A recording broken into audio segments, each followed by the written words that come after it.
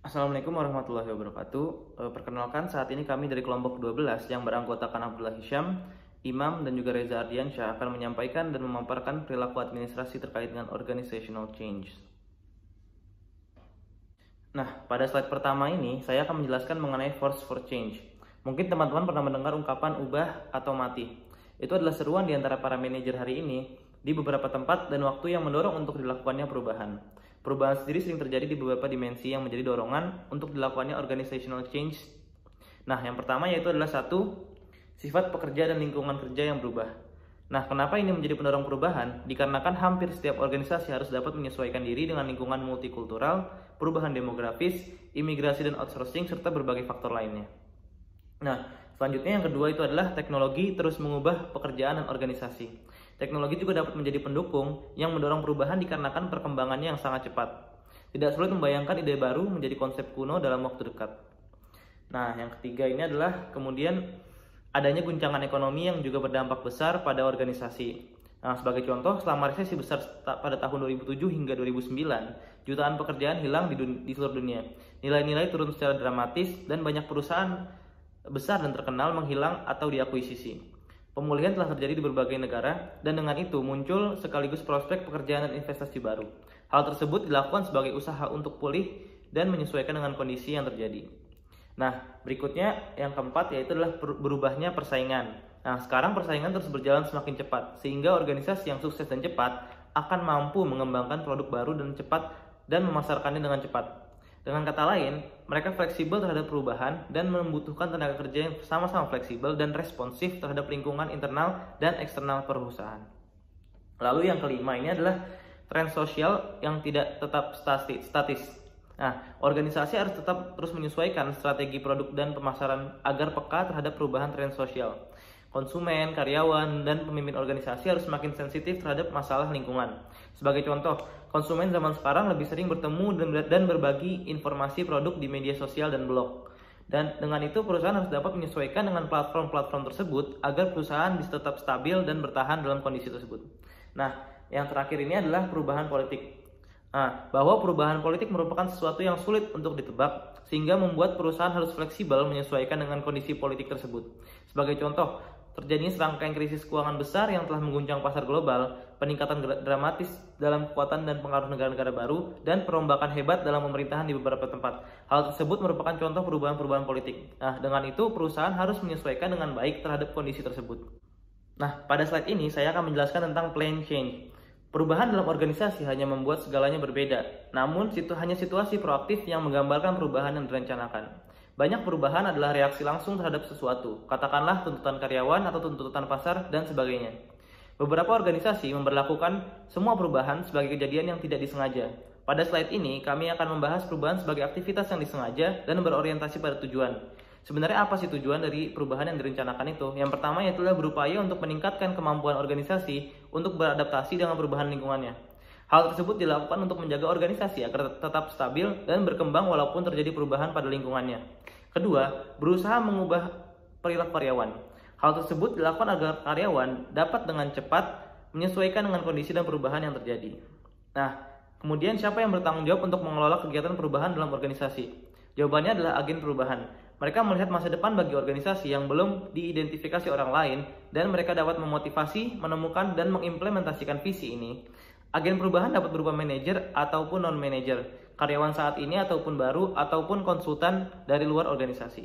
Selanjutnya, pada slide ini, kami akan membahas mengenai resistance to change. Kita sering melihat perubahan sebagai sesuatu yang mengancam. Bahkan ketika karyawan diperlihatkan data yang menyarankan mereka perlu berubah, mereka berjuang pada informasi apapun yang mereka dapat temukan yang menyarankan bahwa mereka baik-baik saja dan tidak perlu berubah. Karyawan yang memiliki perasaan negatif tentang perubahan mengatasinya dengan tidak memikirkannya, meningkatkan penggunaan waktu sakit atau berhenti. Nah, semua reaksi ini dapat membuat organisasi kehilangan kekuatan ketika dibutuhkan. Resistensi terhadap perubahan tidak hanya datang dari level organisasi yang lebih rendah. Dalam banyak kasus, manajer tingkat tinggi dapat menentang perubahan yang diusulkan oleh bawahan, terutama jika para pemimpin ini berfokus pada kinerja langsung. Sebaliknya, ketika para pemimpin lebih fokus pada penguasaan dan eksplorasi, mereka lebih bersedia untuk mendengar dan mengadopsi saran bawahan untuk perubahan. Nah, Perlawanan terhadap perubahan bisa positif jika mengarah pada diskusi dan debat terbuka. Respons ini biasanya lebih disukai daripada apatis ataupun diam, dan dapat menunjukkan bahwa anggota organisasi terlibat dalam proses. Memberikan agen perubahan kesempatan untuk menjelaskan upaya perubahan. Agen perubahan juga dapat memantau resistensi untuk memodifikasi perubahan agar sesuai dengan preferensi anggota organisasi. Ya, pada slide ini kami akan membahas mengenai overcoming resistance to change. Nah, beberapa cara untuk mengatasi resistensi terhadap perubahan terdiri dari 8 taktik yang dapat membantu agen perubahan menangani perlawanan terhadap perubahan. Mari kita ulas secara singkat. Yang pertama yaitu komunikasi. Komunikasi lebih penting daripada sebelumnya dalam masa perubahan. Satu studi perusahaan Jerman mengungkapkan bahwa perubahan paling efektif terjadi ketika sebuah perusahaan mengkomunikasikan alasan yang menyeimbangkan kepentingan dari berbagai pemangku kepentingan seperti kepentingan pemegang saham, kepentingan karyawan, kepentingan masyarakat, dan kepentingan pelanggan. Penelitian lain tentang perubahan organisasi di Filipina menemukan bahwa sesi informasi formal mengurangi kecemasan karyawan tentang perubahan tersebut. Dan memberikan informasi berkualitas tinggi tentang perubahan tersebut dapat meningkatkan komitmen mereka terhadap perubahan tersebut. Kemudian, partisipasi. Sulit untuk menolak keputusan perubahan di mana jika seseorang berpartisipasi dalam perubahan tersebut. Dengan asumsi peserta memiliki keahlian untuk membuat kontribusi yang berarti, dengan keterlibatan mereka dapat mengurangi resistensi, mendapatkan komitmen, dan meningkatkan kualitas keputusan perubahan. Nah, berikutnya adalah membangun dukungan dan komitmen. Ketika manajer atau karyawan memiliki komitmen emosional yang rendah untuk berubah, mereka menolaknya dan mendukung status quo. Karyawan juga lebih menerima perubahan jika mereka berkomitmen untuk organisasi secara keseluruhan. Jadi, memberhentikan karyawan dan menekankan komitmen mereka pada organisasi secara keseluruhan dapat membantu mereka secara emosional berkomitmen pada perubahan daripada merangkul status quo. Dengan konseling dan terapi, pelatihan keterampilan baru, atau cuti pendek yang dibayar dapat memfasilitasi penyesuaian untuk berubah ketika ketakutan dan kecemasan karyawan sedang tinggi. Selanjutnya adalah mengembangkan hubungan positif. Orang lebih bersedia menerima perubahan jika mereka mempercayai manajer yang menerapkannya. Satu studi mensurvei 235 karyawan dari perusahaan perumahan besar di Belanda yang mengalami merger. Mereka yang memiliki hubungan yang lebih positif dengan atasan mereka dan merasa bahwa lingkungan kerja mendukung pengembangan. Menggarisbawahi pentingnya konteks sosial, pekerjaan lain menunjukkan bahwa bahkan individu yang umumnya tahan terhadap perubahan akan lebih bersedia untuk menerima ide-ide dan berbeda ketika mereka merasa didukung oleh rekan kerja mereka dan percaya lingkungan aman untuk mengambil risiko. Satu set studi lain menemukan bahwa individu yang secara disposisi menolak perubahan merasa lebih positif tentang perubahan jika mereka mempercayai agen perubahan tersebut. Selanjutnya, yaitu adalah perubahan yang adil.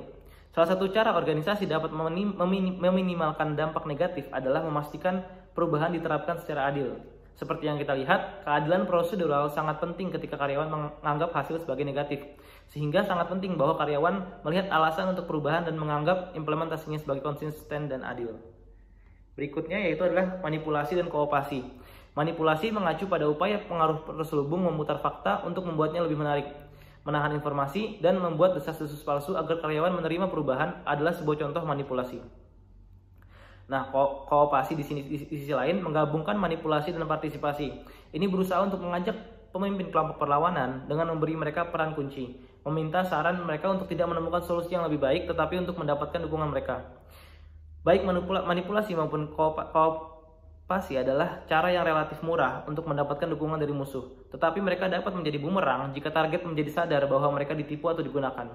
Setelah itu ditemukan, kredibilitas agen perubahan dapat turun menjadi 0. Lalu berikutnya adalah memilih orang yang menerima perubahan. Individu yang terbuka untuk mengalami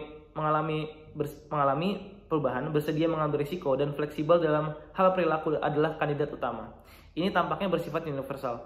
Sebuah penelitian menemukan bahwa mereka yang lebih tinggi dalam kebutuhan akan pertumbuhan dan perkembangan dan motivasi kerja internal, dan yang juga memiliki locus of kontrol internal, memiliki sikap yang lebih positif tentang upaya perubahan organisasi. Singkatnya, sejumlah bukti menunjukkan organisasi dapat memfasilitasi perubahan dengan memilih orang-orang yang cenderung menerimanya. Yang terakhir adalah coercion. Terakhir pada daftar taktik adalah paksaan. Penerapan ancaman langsung atau paksaan pada pembangkang. Contohnya, paksaan lainnya termasuk mengancam karyawan dengan pemindahan paksa, promosi yang diblokir, evaluasi kinerja negatif, dan surat rekomendasi yang buruk. Kelebihan dan kekurangan paksaan kira-kira sama dengan manipulasi dan kooptasi. Selanjutnya adalah approach to managing organizational change, di mana dalam pendekatan ini, untuk mengelola perubahan ada berbagai cara, yaitu model 3 langkah klasik Lewin, dari proses perubahan, rencana 8 langkah Kotter, action research, dan organizational development. Pertama ada Lewin 3-step change model. Kebanyakan dari teori perubahan organisasi berasal dari psikolog sosial Kurt Lewin. Lewin mengembangkan 3 buah model mengenai perubahan terencana yang akan menjelaskan bagaimana cara untuk menginisiasi, mengatur, menstabilisasi proses perubahan. 3 tahap itu dibagi menjadi unfreezing, changing, dan refreezing. Unfreezing sendiri yaitu menjelaskan perbedaan antara perilaku yang diinginkan ke depan dengan perilaku yang terjadi sekarang. Pada tahap ini, semua bentuk resistensi terhadap perubahan dikurangi dan kebutuhan akan perubahan dikembangkan. Changing yaitu mengembangkan perilaku yang baru dan melakukan perubahan struktur dan proses dalam organisasi. Pada tahap ini terjadi perubahan dari perilaku lama ke perilaku baru. Dan terakhir, refreezing, yaitu mengusahakan terjadinya kondisi seimbang dan mengembangkan kebaruan dalam budaya, norma, kebijakan, dan struktur.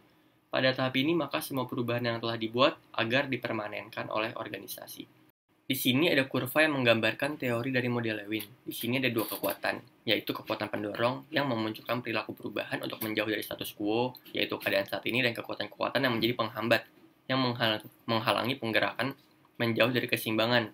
Kekuatan yang menginginkan keadaan tetap seperti saat sekarang.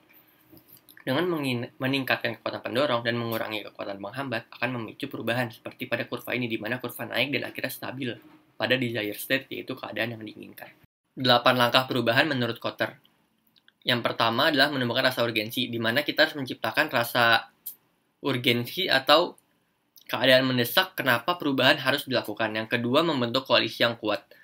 Koalisi di sini sangat diperlukan karena setelah kita memiliki urgensi mengapa perubahan perlu dibawa, kita butuh dukungan-dukungan dari key person dalam suatu organisasi. Yang ketiga, menciptakan visi perubahan. Visi perubahan harus mudah dipahami dan merangkum seluruh tujuan akan perubahan tersebut agar bermanfaat dalam untuk mendapat dukungan dari seluruh organisasi. Yang keempat, komunikasikan visi ke seluruh organisasi. Jadi setelah visi perubahan tersebut jadi, perlu dikomunikasikan ke seluruh lapisan yang ada dalam organisasi. Yang kelima, menghapus rintangan. Rintangan ini kita harus menganalisis sebelum menjalankan perubahan ini. Jadi kita harus memikirkan apa aja rintangan-rintangan atau hambatan yang akan muncul jika kita menjalankan perubahan ini. Yang keenam ada menciptakan sasaran jangka pendek. Perubahan memerlukan proses dan waktu yang lama. Jadi dibutuhkan kemenangan jangka pendek sebagai bukti perubahan yang kita bawa ini membawa dampak yang baik. Ini membuat anggota organisasi termotivasi dan terus mendukung gerakan perubahan ini. Yang ketujuh, terus membina perubahan yang telah diciptakan. Kotter berpendapat bahwa sangat penting untuk mempertahankan dan memperkuat terus perubahan meskipun telah mencapai suatu perubahan yang diinginkan. Tetaplah menetapkan tujuan dan menganalisis apa yang dapat dilakukan dengan lebih baik untuk peningkatan yang berkelanjutan. Yang terakhir adalah kukuhkan perubahan ke dalam budaya. Hanya mengubah proses dan kebiasaan tidak cukup untuk menanamkan budaya perubahan ke seluruh organisasi. Jadi perlu perubahan ini menjadi inti organisasi agar perubahan dapat memberikan efek manfaat yang sangat lama. Selanjutnya ada action research, yaitu proses perubahan berdasarkan pengumpulan data yang disistematis dan pemilihan tindakan perubahan berdasarkan apa yang diindikasikan oleh data yang dianalisis. Action research terdiri dari 5 langkah, diagnosis, analisis, umpan balik, melakukan tindakan, dan evaluasi. Ini ada organization development, yaitu kumpulan metode perubahan yang mencoba untuk meningkatkan efektivitas organisasi dan kesejahteraan karyawan. Cara-cara organization development ini ada 6. Yang pertama ada sensitive training. Ini merupakan metode awal dari perubahan perilaku melalui interaksi kelompok yang tak terstruktur, di mana setiap anggota dalam kelompok diajak berkumpul bersama dalam suasana yang bebas dan terbuka, di mana setiap partisipan mendiskusikan diri mereka sendiri dan proses interaksi mereka. Yang kedua ada survei feedback. Pada dasarnya data yang dikumpulkan dari survei strategis kemudian digunakan untuk memacu identifikasi masalah dan diskusi. Survei feedback dapat membantu agar pembuat keputusan mendapat informasi tentang sikap karyawan terhadap organisasi. Yang ketiga ada proses consultation. Proses konsultasi ini sebuah pertemuan antara sebuah konsultan dengan klien untuk memahami proses pengembangan organisasi yang dilakukan di mana seorang karyawan harus mengatasi dan mengidentifikasi hal-hal apa saja yang perlu diperbaiki atau ditingkatkan. Yang keempat ada team building. Di sini menggunakan aktivitas kelompok interaksi tinggi untuk meningkatkan kepercayaan dan keterbukaan di antar anggota tim, meningkatkan upaya koordinasi dan meningkatkan kinerja tim. Yang kelima ada intergroup development, yaitu pengembangan antar kelompok berusaha untuk mengubah sikap, stereotip, dan persepsi kelompok satu sama lain. Di sini sesi pelatihan sangat mirip dengan sesi training, tapi lebih berfokus pada perbedaan antara pekerjaan, departemen, atau divisi dalam suatu organisasi. Yang keenam ada appreciative inquiry, bertujuan untuk mengidentifikasi kualitas-kualitas yang unik dan kekuatan yang istimewa yang dimiliki oleh sebuah organisasi, yang kemudian dapat menjadi dasar untuk meningkatkan performa atau kinerja. Proses appreciative inquiry ini terdiri dari 4 langkah, yaitu discovery, dream, design, dan destiny. Selanjutnya ada creating a culture for change, membuat budaya untuk perubahan. Bagaimana organisasi dapat menerima perubahan dengan mentransformasikan budaya mereka. Di sini ada 3 pendekatan. Yang pertama, managing paradox. Kedua, stimulating an innovative culture. Ketiga, creating a learning organization. Selanjutnya ada managing paradox. Manajer dapat mempelajari pembelajaran dari teori paradoks, yaitu situasi atau kondisi yang muncul dari sejumlah premis. Kondisi yang muncul dari sejumlah premis ini diakui kebenarannya, tapi bertolak belakang dari suatu pernyataan yang akan menghasilkan suatu konflik atau kontradiksi. Dalam manajemen, teori paradoks menyatakan bahwa tidak ada status optimal akhir untuk sebuah organisasi. Selanjutnya ada stimulating a culture of innovation, yaitu memicu munculnya inovasi dalam suatu organisasi. Sumber inovasi dalam suatu organisasi dibagi 4. Yang pertama ada organic structure. Organisasi yang organik memfasilitasi fleksibilitas adaptasi yang membuat adopsi inovasi lebih mudah. Yang kedua ada long tenure in management, yang itu masa jabatan manajerial dapat memberikan legitimasi dan pengetahuan tentang bagaimana menyelesaikan tugas dan memperoleh hasil yang diinginkan melalui metode kreatif. Yang ketiga ada slug research, yaitu dalam literatur bisnis dan manajemen yang mengartikan tingkat ketersediaan sumber daya. Slug research di sini dapat dianggap sebagai kebalikan dari kelangkaan sumber daya atau kendala sumber daya. Ketersediaan sumber daya di sini memungkinkan organisasi mampu mengembangkan inovasi. Yang terakhir ada high inter-unit communication, yaitu kemungkinan terciptanya komunikasi lintas departemen secara luas tanpa hambatan. Hal ini mendorong munculnya inovasi dalam organisasi. Creating a learning organization, yaitu membuat organisasi yang terlatih dalam menciptakan, meraih, dan mengolah informasi dan memperbaiki sikapnya untuk mencerminkan pengetahuan dan pandangan baru. Cara membentuk learning organization ini ada 3 cara. Yang pertama, menetapkan strategi. Manajemen perlu secara eksplisit menyatakan komitmen terhadap perubahan, inovasi, dan peningkatan berkelanjutan. Yang kedua ada mendesain ulang struktur organisasi. Struktur formal dapat menjadi hambatan serius untuk belajar. Perlu ada penghilangan hambatan dalam organisasi untuk mempermudah perkembangan di dalamnya. Yang terakhir ada membentuk kembali budaya organisasi. Untuk menjadi organisasi pembelajar, manajer harus menunjukkan dengan tindakan mereka bahwa mengambil risiko dan mengakui kegagalan adalah hal yang diinginkan. Baik, selanjutnya saya akan membahas topik mengenai stress at work. What is stress?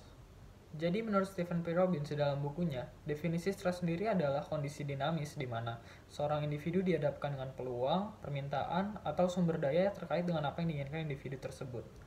Pada umumnya, orang menganggap stres sebagai sesuatu yang buruk. Namun, sebetulnya stres juga dapat berdampak baik untuk pekerjaan. Hal yang memicu orang sehingga merasakan stres disebut sebagai stressors. Dan ini dibagi menjadi 2. Yang pertama adalah challenge stressors yang berhubungan dengan beban kerja, tekanan menyelesaikan tugas, dan deadline pekerjaan. Challenge stressors memiliki dampak positif bagi seseorang karena memicu seseorang untuk menyelesaikan tugasnya sesegera mungkin. Lalu yang kedua adalah hindrance stressors yang berdampak negatif seperti politik kantor, administrasi yang rumit, dan pembagian tugas yang tidak jelas. Oke, ini adalah gambaran luas mengenai stres dalam bekerja. Stres dapat disebabkan oleh 3 faktor, yaitu lingkungan, organisasi atau perusahaan, dan personal. Lalu hal tersebut juga dipengaruhi dari latar belakang individual dan budaya seseorang. Ketika mengalami stres, akan ditimbulkan gejala-gejala dari sisi physiological, psikologis, dan kebiasaan. Potential source of stress at work. Data dari 35.000 responden menunjukkan bahwa stres di dalam pekerjaan disebabkan oleh konflik, beban yang berlebihan, ketidakpastian lingkungan, dan situasi lainnya yang menurunkan performa kerja. Kemudian hal-hal ini dikategorikan menjadi 3 faktor. Yang pertama adalah faktor lingkungan. Ketidakpastian lingkungan dalam bekerja sangat mungkin untuk menimbulkan stres. Dan ketidakpastian ini menjadi 3. Yang pertama adalah ketidakpastian ekonomi. Ketika terjadi kontraksi ekonomi yang mana merupakan indikasi dari resesi ekonomi, umumnya orang akan cenderung gelisah karena merasa pekerjaannya tidak aman. Kemudian ketidakpastian politik. Sebagai contoh, mayoritas orang yang bekerja di Kanada memiliki tingkat stres karena politik yang lebih rendah dibanding mereka yang bekerja di Venezuela dan Haiti. Hal ini karena kestabilan politik masing-masing negara. Lalu ada ketidakpastian teknologi. Dengan cepatnya perkembangan teknologi sekarang, keahlian dan pengalaman seseorang dengan teknologi yang terdahulu menjadi tidak bermanfaat lagi, dan mereka harus beradaptasi dengan cara kerja yang baru. Kedua adalah organizational factors. Faktor ini dibagi menjadi 3 hal, yaitu tugas, peran, dan interpersonal. Tugas berkaitan dengan pekerjaan seseorang, meliputi rancangan pekerjaan, kondisi pekerjaan, dan denah tempat kerja. Faktor yang konsisten berhubungan dengan stres adalah beberapa banyak pekerjaan yang harus diselesaikan, dan deadline pekerjaan tersebut. Bekerja dalam kondisi ruangan yang sangat penuh dan orang yang banyak juga akan mengganggu dan menimbulkan stres. Peran. Lalu ada peran. Peran tertentu yang dimiliki seseorang dalam organisasi juga menentukan tingkat stres, terutama ketika seseorang tersebut mendapat peran yang tidak sesuai ekspektasinya. Hal itu meningkatkan risiko stres. Faktor interpersonal merupakan tekanan yang diciptakan oleh pegawai lainnya. Misalnya, rekan kerja dan supervisor yang menimbulkan dampak negatif seperti perkelahian, bullying, dan bahkan hingga pelecehan seksual sangat berdampak pada tingkat stres seseorang. Yang terakhir adalah faktor personal. Hal ini meliputi kondisi keluarga seseorang dan kondisi keuangan seseorang. Oke, jadi masalah di dalam keluarga sangat mungkin untuk menyebabkan stres yang signifikan dan berdampak pada individu, dan biasanya masalah-masalah yang ada di dalam keluarga individu ini seringkali dikaitkan dengan pekerjaan di kantor. Lalu masalah dalam mengatur keuangan juga dapat menyebabkan stres terlepas dari berapa gaji yang ia dapatkan. Individual differences. Ada 4 hal yang membedakan setiap orang dalam menangani stres. Yang pertama adalah persepsi, yaitu respon orang terhadap sebuah permasalahan sangat bergantung dengan persepsinya. Sebagai contoh ekstrim, ketika seorang dikeluarkan dari pekerjaannya, mungkin orang tersebut akan mengalami stres. Namun, bagi beberapa orang lainnya, mungkin akan melihat hal tersebut sebagai kesempatan untuk melakukan hal lainnya, seperti dia ingin membuka usaha sendiri atau ingin berganti kepada pekerjaan yang memang ia cintai. Job experience. Seseorang yang telah lama menetap dalam suatu perusahaan cenderung lebih toleran terhadap kemungkinan stres. Begitu juga dengan orang yang memiliki pengalaman kerja yang lebih banyak. Hal ini dikarenakan mereka telah beradaptasi dengan hal yang ada dan sudah terbiasa. Lalu social support. Hubungan antar rekan kerja atau dengan atasan yang suportif dapat mengurangi resiko stres seseorang. Tindakan suportif dapat mengurangi dampak negatif bekerja di bawah tekanan tinggi. Kemudian personality traits. Gejala stres, setiap orang akan diekspresikan tergantung dengan kepribadian seseorang. Dalam The Big Five Model, kita telah membahas tentang sifat neuroticism. Orang yang memiliki sifat neuroticism menghadapi lebih banyak stressors dibanding yang lainnya. Mereka juga dinilai kurang adaptif dan sering menghindari masalah dibanding memecahkannya. Oke, selanjutnya cultural differences. Penelitian dari 5.270 manajer dari 20 negara menunjukkan bahwa penyebab stres itu bergantung pada budaya tertentu. Contohnya, budaya Asia dan Amerika Latin menilai bekerja sebagai pengorbanan untuk membantu keluarga. Sementara dalam budaya Barat, bekerja dinilai sebagai pencapaian pribadi. Berikutnya, consequences at work. Gejala yang ditimbulkan dari stres dalam pekerjaan ditunjukkan dalam 3 kategori. Yang pertama adalah physiological symptoms, atau gejala yang dapat dirasakan secara fisik. Contohnya adalah perubahan metabolisme tubuh, peningkatan tekanan darah, peningkatan detak jantung, sakit kepala, hingga serangan jantung. Studi di Inggris menemukan bahwa pekerjaan yang memiliki beban kerja berat mempengaruhi tingkat penyakit jantung koroner, dan hal ini juga ditunjukkan serupa dalam studi lainnya. Lalu, psychological symptoms. Secara psikologis, stres juga dapat memiliki gejala. Pekerjaan yang memiliki banyak konflik atau tidak memiliki pembagian tugas yang jelas meningkatkan stres dan kepuasan pegawai.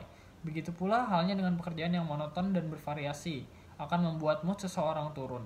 Lalu behavioral symptoms. Gejala yang berdampak pada kebiasaan seseorang dapat dilihat dari penurunan produktivitas, peningkatan absen, peningkatan turnover karyawan, perubahan pola makan, peningkatan konsumsi rokok dan alkohol, dan gangguan tidur. Managing stress. Jadi, gejala-gejala dari stres dan penyebab-penyebab dari stres tersebut sebenarnya dapat kita atur, baik secara individual maupun organizational. Yang pertama adalah individual approach. Secara individu, ada beberapa hal yang dapat dilakukan, seperti berikut. Pertama, time management. Kebanyakan orang yang mengalami stres dikarenakan mereka tidak bisa mengatur waktunya dengan baik, sehingga pekerjaan menumpuk dan sulit terselesaikan. Dengan manajemen waktu yang baik, dapat mengurangi kemungkinan seseorang untuk menunda pekerjaan dengan memfokuskan diri dengan tujuan sehingga termotivasi untuk tidak menunda. Lalu ada physical exercise. Peneliti merekomendasikan latihan fisik yang tidak kompetitif seperti aerobik, berjalan, jogging, dan renang sebagai cara untuk mengurangi stres. Aktivitas tersebut juga dapat memulihkan orang yang mengalami stres dengan lebih cepat. Lalu ada relaxation techniques. Seseorang dapat belajar mengulangi tegangan dengan cara relaksasi seperti meditasi, hipnosis, dan deep breathing.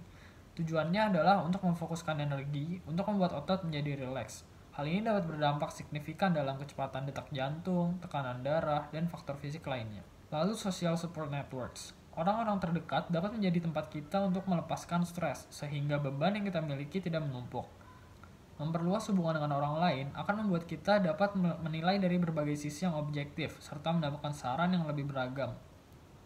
Selanjutnya, organizational approach. Ada beberapa faktor dalam organisasi yang menjadi penyebab stres.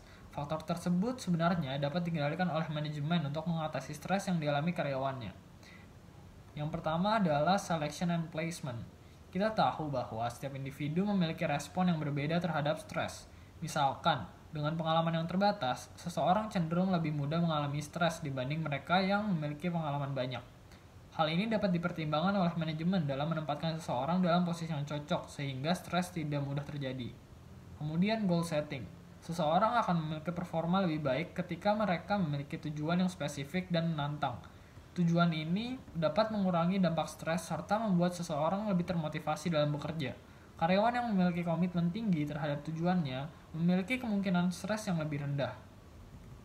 Lalu redesigning jobs, pembuatan ulang rancangan kerja yang disesuaikan dengan kepribadian setiap karyawan akan membuat karyawan tersebut lebih bertanggung jawab, memiliki otonomi, sehingga mengurangi stres karena mereka memiliki kontrol lebih atas pekerjaannya dan tidak selalu bergantung pada orang lain. Kemudian employee involvement, dengan memberikan karyawan kesempatan yang untuk memilih hal yang secara langsung berdampak pada performa pekerjaan, manajemen dapat meningkatkan kontrol karyawan dan mengurangi tingkat stres. Next, organizational communication. Komunikasi yang baik dan jelas akan mengurangi tumpang tindih hak dan kewajiban serta konflik antar karyawan. Manajemen bisa menggunakan komunikasi yang efektif sebagai cara untuk membentuk persepsi karyawan. Employee sabbaticals. Beberapa orang memerlukan semacam short escape dari kejenuhan bekerja. Hal ini dibuktikan oleh beberapa perusahaan besar seperti Microsoft, American Express, Green Tech, dan DreamWorks Animation.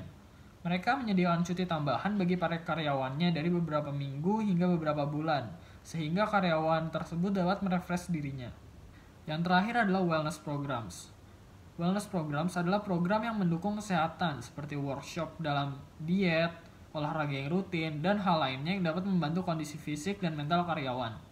Kebanyakan perusahaan yang mengadakan workshop seperti ini, seperti Johnson & Johnson, mereka melaporkan bahwa dapat menghemat beban dalam asuransi kesehatan hingga 250 juta US dollar dalam 10 tahun. Sekian presentasi dari kelompok 12 tentang organizational change. Terima kasih telah menonton dan mohon maaf atas kurang lebihnya.